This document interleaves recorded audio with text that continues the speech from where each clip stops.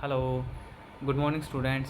My name is Rahul Verma, and today I am going to teach you a new topic that is solid state. The solids are the substances which have definite volume and shape. As you can easily recognize the solid things present around you, like table, chair, they all are made up of solids.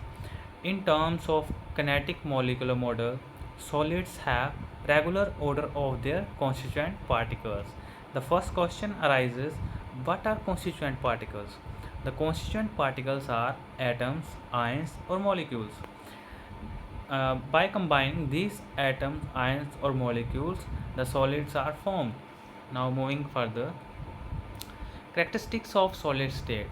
Solids have definite volume irrespective of the size or shape of the container in which they are placed.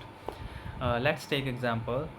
You have a piece of brick and put that piece of brick in the bucket. Then what happened? It remains same as such before.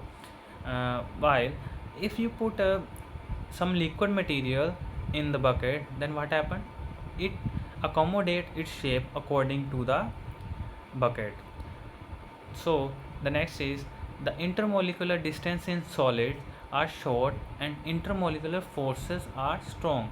Why the intermolecular distance in solid are shorter? Because the intermolecular force present between the atoms or ions, due to the presence of intermolecular force, they attract each other strongly, and due to that the intermolecular distance between solids are small. The next is solids are almost incompressible.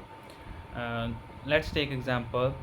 Take a piece of stick and put it in between your hand and try to compress it as much force as you can, uh, and you can see you did not easily compress compress that stick. uh, but if you use a hydraulic press for some to increase the force, then it is easily compressible. So solids are almost incompressible, but by applying such extent of force, it are also compressible in nature. And next, the density of solids is greater than that of liquid and gases. Why the density of solid are greater? Because due to the presence of intermolecular forces, strong intermolecular forces between the atoms, and due to that the density of solid is greater as compared to liquid and gases. Now moving further, classification of solid. Solids are classified into two types, that is crystalline solid, and the other one is amorphous solid. First we will learn what is crystalline solid. The crystalline solid, the substance whose constituent particles are arranged in a definite geometric pattern in the three-dimensional space. As you can easily see with the help of diagram. Let's consider it as a one atom. The one round circle is one atom. What happened? The all atoms are arranged regularly from left to right, top to bottom. All are arranged regularly, and they also have a long range order. Long range order means uh, as it looks similar from the starting to the end in the first line, also same as the in second line and third line, they have a regular pattern from start to end. Because of that we can say that they have a long range order. And the next is amorphous solid.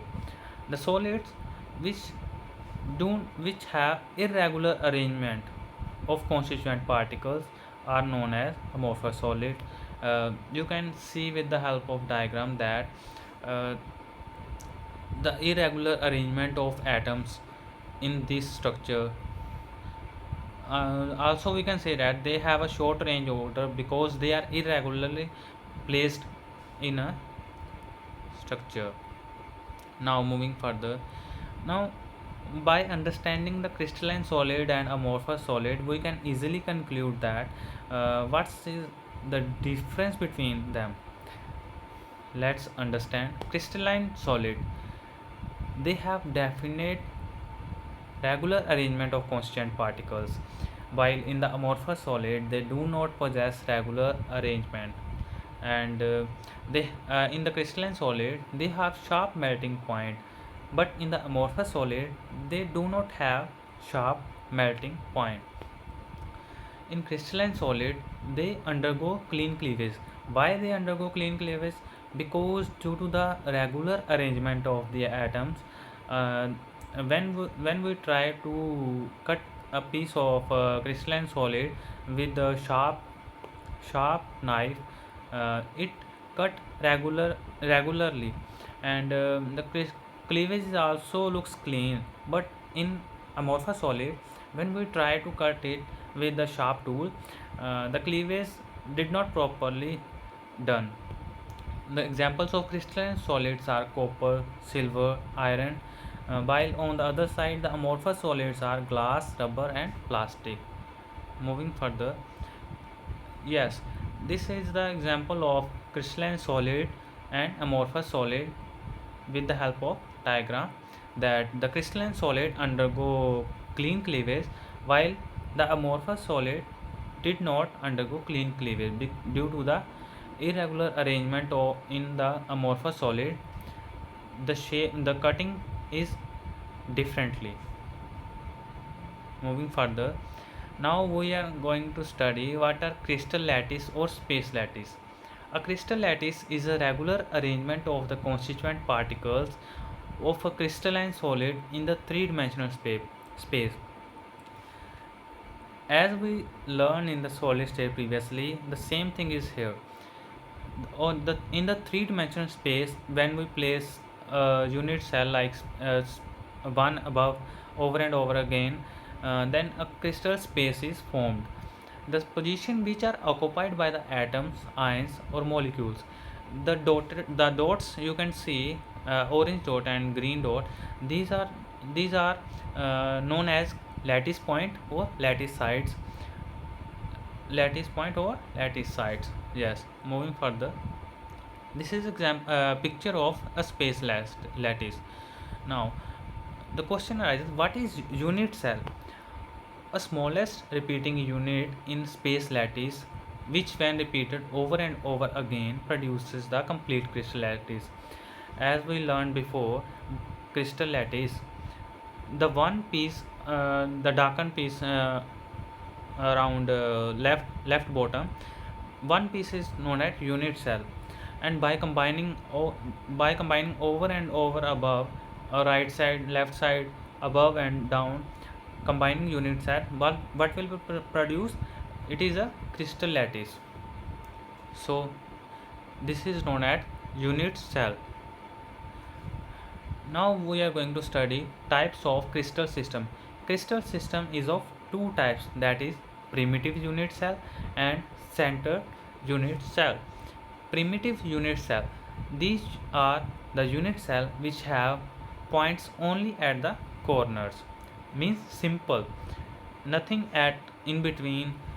It's only have the points means atoms, ions or molecules are placed at the corners, at the 8 corners of the unit cell, nothing in between. While on the center unit cell, the unit cell between which have points not only at the corners as well as at the as well as at some other positions, means in the centered unit cell the atoms, ions are present at the corners also, but in between somewhere in the unit cell the other atoms are also present. This is known as centered unit cell. The centered unit cell is further subdivided into three types. With the help of diagram we can easily understand. Here in the second diagram we can see that the arrangement of the atoms are placed at the corners as well as in the center of the body. So the second one is known as body centered unit cell, while the third one is the atoms and molecules are placed at the corners as well as the all the faces of the unit cell. So this is known as face center cubic unit cell. So that's all about for today. We will further study other thing tomorrow in the class. Thank you very much.